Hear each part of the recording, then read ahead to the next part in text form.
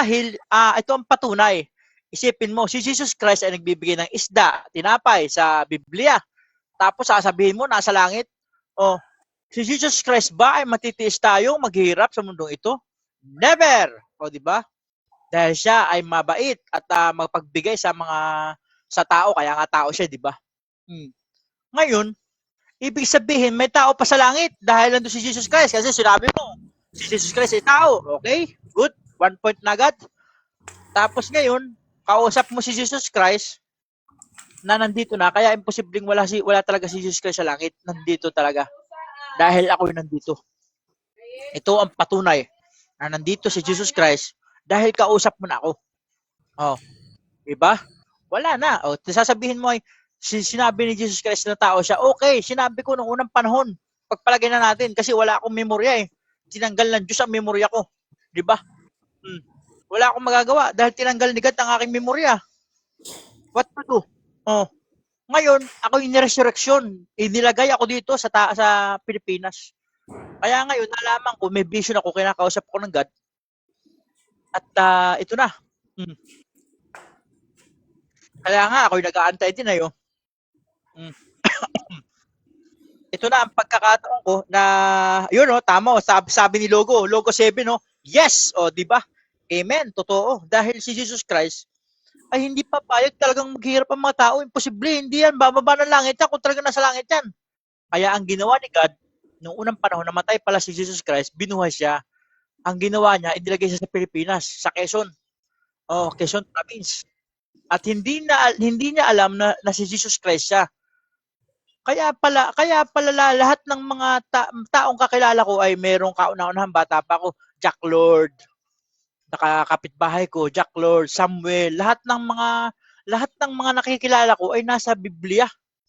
Yun pala ay may pahiwatig ang Diyos kung sino ako.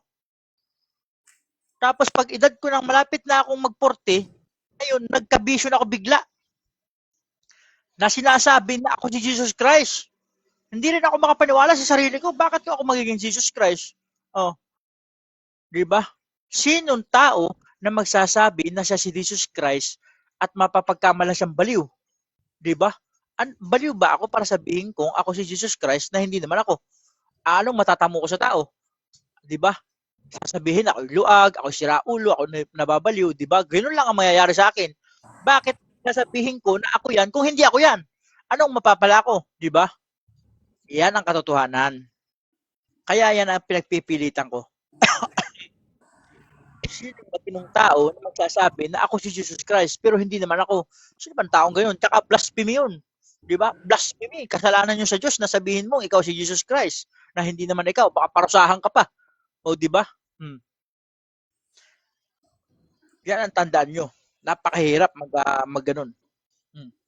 Original at walang makakasablay. Ito na nga ang plano ko sa mundo ito at aayusin ko na at lilinisin ko na ang mundo at lahat ng mahihirap ay aking tutulungan at wala nang maghihirap sa mundo ito at ililigtas ko ang lahat ng mga tao. Ito ang aking misyon at walang mapupunta sa impyerno, no?